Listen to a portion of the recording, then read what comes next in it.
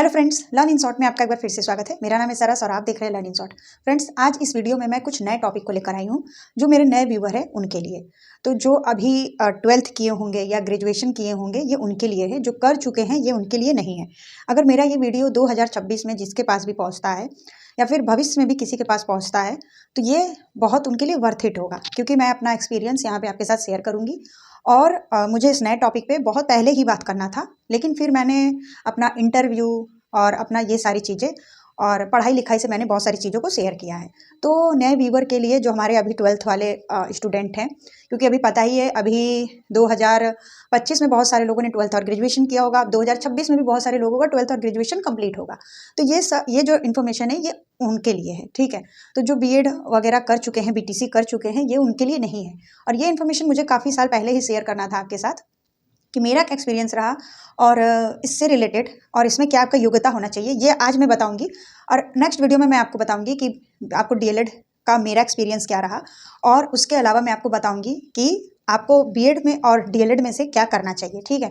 तो अभी मैं अपना आपको एक्सपीरियंस बताऊंगी, मैंने डीएलएड किया और क्या क्या चीज़ें उसमें लगती हैं, और आगे चलकर फिर मैं इससे रिलेटेड और भी बताऊंगी। तो मेरे न्यू व्यूवर जो होंगे, जो भी अभी 12th पास देखेंगे या फिर ग्रेजुएशन पास देखेंगे, उनके लिए। तो फ्रेंड्स, मैंने यहाँ पे लिख दिया है। तो अगर हाँ, एक बात आपको और है कि अगर आप अभी नए हैं तो मेरे चैनल को सब्सक्राइब कर लीजिए और इसके साथ जुड़ जाइए। आपको टीचिंग से रिलेटेड या फिर एग्जाम से रिलेटेड आपको सारी इन्फॉर्मेशन इसमें मिलते रहेंगे। तो देखिए, मैंने लिखा है बीटीसी 2026। बीटीसी 2017-18 के पहले हुआ करता था, 2018 में बीटीसी डीएलएड बन गया, ठीक है।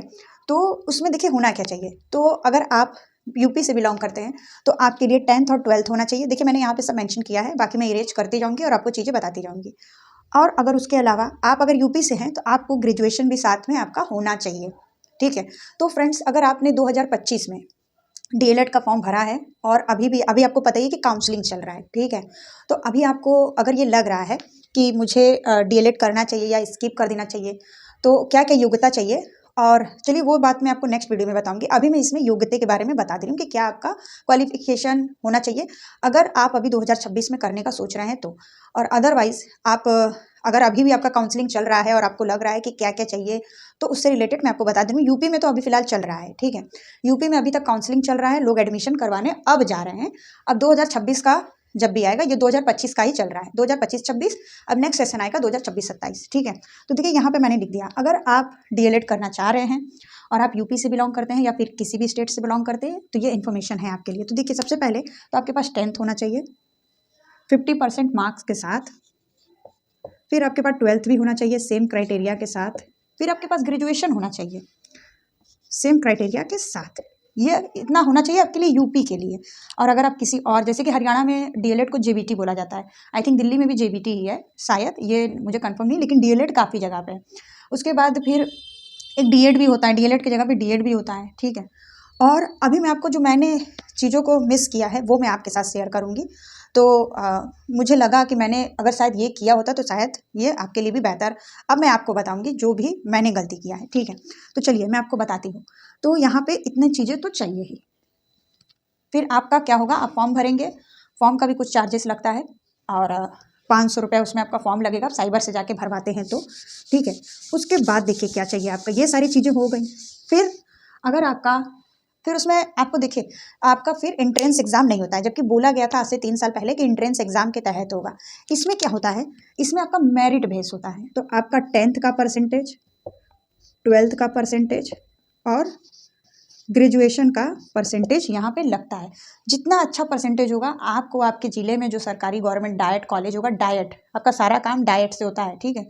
तो वो आपको डाइट से मिल जाएगा, मतलब फिर आपको डाइट कॉलेज मिल जाएगा। अगर आपका रैंक जो है वो 10,000 रैंक के अंदर हुआ, आप यूपी में तो देखिए यही चलता है, ठीक है। तो और एक जो बड़ा जिला होता है वहाँ पे एक डाइट कॉलेज होता है, और अगर छोटे छोटे जिले होते हैं वहाँ डाइट नहीं होता तो आपको दूसरे मतलब कि बड़े वाले जिले में आके आपको वहाँ पे पढ़ना पड़ता है, क्योंकि वहाँ का फीस सिर्फ 10,000 में आपका डीएलएड हो जाता है। 10 से मतलब मान के चलिए ओवरऑल आपका 20-25 हज़ार का पूरा खर्चा आएगा, या फिर कुछ एक्स्ट्रा ले लेंगे तो वो बात की बात है। जैसे कि आपका प्रैक्टिकल हो गया, योगा हो गया, स्काउट गाइड हो गया, और फिर बाकी सारी चीज़ें होती हैं। और अब मैंने ये बहुत लेट कर दिया, लेकिन मैं डीएलएड का सारा एक्सपीरियंस आपके साथ शेयर करूँगी। तो देखिए, आपके पास 10th 12th ग्रेजुएशन का यहाँ पे परसेंटेज लगता है। फिर यहाँ पे एक रैंक बनता है। रैंक में अगर आपने अपना 10,000 के अंदर अपना ला दिया तो फिर आपको डाइट मिल जाएगा सरकारी कॉलेज, जिसमें आपका पैसा नहीं लगेगा। लेकिन देखिए हुआ क्या कि 2020 के बाद, कोरोना के बाद जब वैकेंसीज आना बंद हो गई, खास करके यूपी में, तो काफ़ी सारे लोगों का जो डीएलएड के प्रति रुझान कम हो गया। ठीक है, उसके बाद फिर देखिए क्या है कि अब फॉर्म तो लोग भर रहे हैं लेकिन काफ़ी कम लोग भर रहे हैं, और इसका भी रीज़न है वैकेंसी का ना आना। और जो डीएलएड होता है ना, सिर्फ प्राइमरी के लिए एलिजिबल होता है, फिर आप कहीं और भी कुछ नहीं कर सकते ना। आप अपर प्राइमरी में फिर आपको उतना, होते तो एलिजिबल है आप, लेकिन आपको उतना इंपॉर्टेंस नहीं दिया जाता, टीजीटी पीजीटी में आप नहीं जाते हैं। तो नेक्स्ट वीडियो में मैं आपको बताऊंगी कि डीएलएड करना चाहिए या बीएड करना चाहिए। तो देखिए इसमें फिर आपका यहाँ पर रैंक होता है। ठीक है, रैंक होने के बाद यहाँ पे क्या होगा कि फिर अगर आपको नहीं मिलेगा तो आपको मिलेगा फिर प्राइवेट कॉलेज, अगर आपका परसेंटेज अच्छा नहीं है तो। फिर प्राइवेट कॉलेज में आपको क्या करना पड़ता है,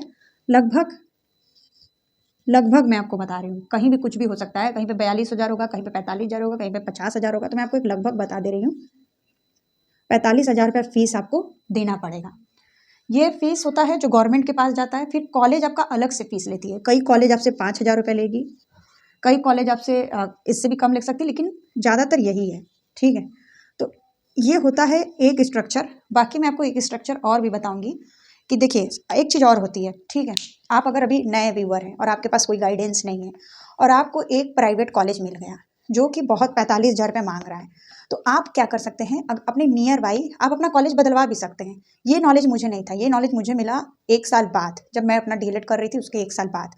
तो फिर मैं बहुत ज़्यादा डीएलएड में मैंने बहुत पैसा खर्चा कर दिया था एक डीएलएड के कोर्स के लिए। तो देखिए उसके बाद आपको क्या करना है कि आप चाहें तो अपना कॉलेज बदल सकते हैं। जैसे कि क्या होगा कि पहले गवर्नमेंट वालों का रैंक आता है, फिर प्राइवेट वालों का। आपका थोड़ा अगर आपका परसेंटेज कम है, ठीक है, तो आपको फिर रैंक कम देखने को मिलेगा, मतलब कि बाद में देखने को मिलेगा, तुरंत आपको नहीं देखने को मिलेगा। वहाँ पे काउंसलिंग में नंबर आपका पहले नहीं आएगा। तो फिर क्या होगा, वहाँ पे आपको एक कॉलेज दिख जाएगा कि आपको ये कॉलेज अलॉट हुआ है। तो आप क्या कर सकते हैं, अगर आपको उस कॉलेज में आप विजिट करिए, अगर वहाँ पे आपका फीस ज़्यादा लग रहा है तो थोड़े दिन के लिए आप रुक सकते हैं, वहाँ पे आपको टाइम दिया जाता है। तो अगर आपको डीएलएड करना है और आप सोच रहे हैं, तो मैं आप इसलिए आपको सारी चीज़ें बता रही हूँ। तो फिर आप क्या कर सकते हैं, किसी कॉलेज में पता करके कि मुझे यहाँ पे डीएलएड का एडमिशन लेना है, मुझे अपना कॉलेज बदलवाना है, तो आप अपना कॉलेज बदलवा सकते हैं। और ये फीस आपका 10 से 15 हज़ार, मान के चलिए 10 से 15 हज़ार कम हो सकता है। जैसे कि आप थोड़े से गाँव में जाइए, जो गाँव वाले मतलब देंगे तो सारे मतलब कि आपको बीटीसी डीएलएड का ही सर्टिफिकेट, तो आप चाहे तो किसी दूर के कॉलेज से कर सकते हैं। तो आप यहाँ पे आपका जो 45,000 फीस है, वो यहाँ पे आपका कम से कम 35,000 भी, हाँ ये तो 35 कायदा ही सैकड़ा हज़ार, हाँ सही है, मुझे थोड़ा सा इसमें कन्फ्यूजन होता है। तो यहाँ पे देखिए 35,000 तक में आपका काम हो जाएगा। फिर आप क्या कर सकते हैं कि वहाँ से आप थोड़ा दूर रहेगा, जैसे कि आप समझ सकते हैं कि आप अगर एक किसी और ज़िले से हैं तो आप दूसरे ज़िले का अपना कॉलेज ले सकते हैं और उस कॉलेज को आप स्किप कर सकते हैं जहाँ 45,000 रुपये लग रहा है और आपको बगल में पड़ रहा है। तो आप ऐसा बिल्कुल कर सकते हैं, अपना कॉलेज आप अपने प्रेफरेंस के अकॉर्डिंग चेंज कर सकते हैं। ठीक है, तो देखिए सबसे पहले डीएलएड अगर आपको करना है तो आपका 10th-12th ग्रेजुएशन कंप्लीट होना चाहिए। यूपी के लिए, अदर स्टेट के लिए 10th-12th होना चाहिए।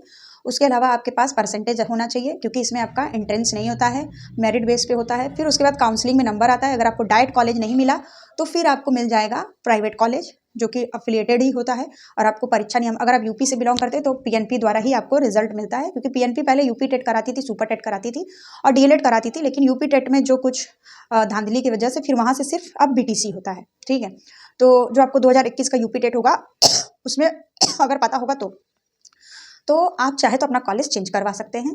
देखिए ये नॉलेज मुझे नहीं था, ये नॉलेज जब मैं बीटीसी कर रही थी मुझे नहीं था, नहीं तो मैं अपना काफ़ी सारा पैसा बचा लेती। ठीक है, तो उसके अलावा भी मैं आपको बहुत सारी इन्फॉर्मेशन डीएलएड से रिलेटेड देने वाली हूँ। तो अगर आपको डीएलएड करना है, आप चाहे तो अपना कॉलेज बदलवा सकते हैं।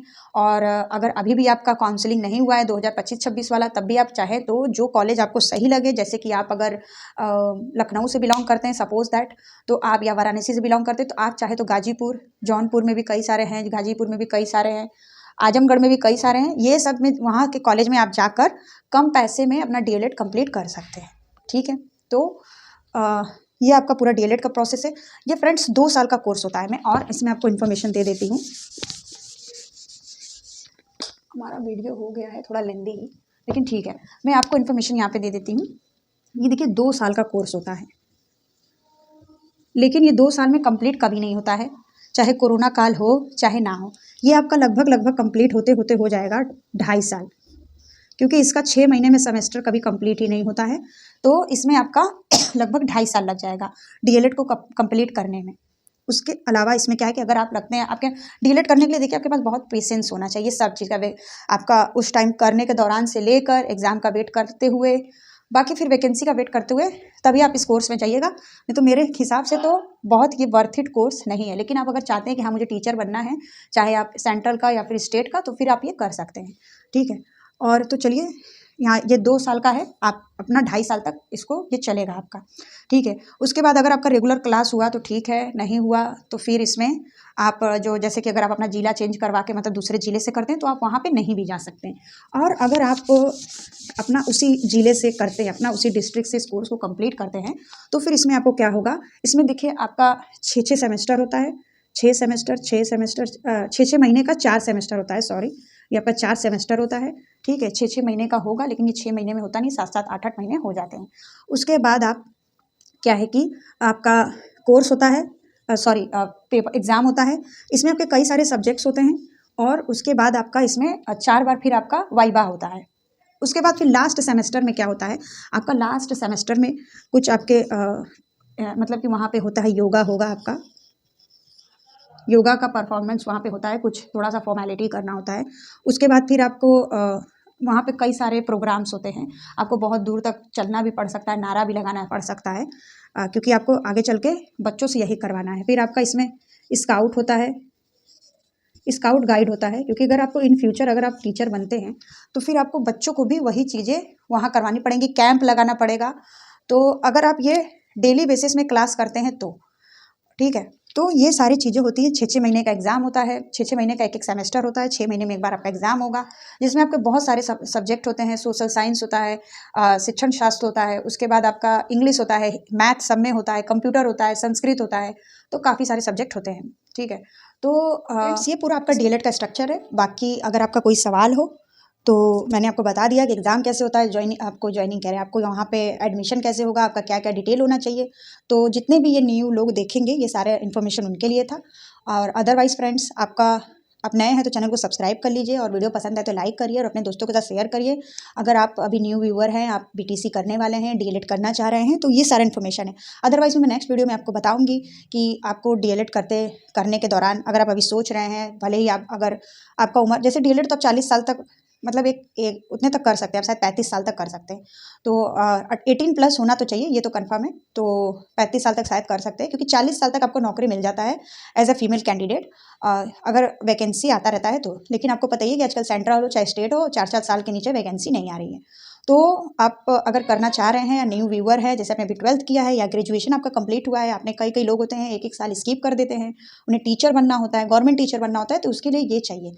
तो फ्रेंड्स, मैं नेक्स्ट वीडियो में आपको बताऊंगी कि आप जॉब के साथ डीएलएड या बीएड कर सकते हैं कि नहीं। नेक्स्ट वीडियो में मैं आपको बताऊंगी कि डीएलएड करना चाहिए या बीएड करना चाहिए, उसके अलावा फिर इसके करने के क्या फ़ायदे हैं, और मैंने मतलब किया तो मुझे क्या हुआ, पछतावा हुआ या फिर खुशी मिली। तो चलिए मिलते हैं नेक्स्ट वीडियो में नए इन्फॉर्मेशन के साथ। और प्लीज़ वीडियो को लाइक करिए, चैनल को सब्सक्राइब करिए और अपने दोस्तों के साथ शेयर करिए। और आपका इससे रिलेटेड कोई भी सवाल हो तब कमेंट कर दीजिएगा। तो चलिए, तब तक के लिए बाय बाय।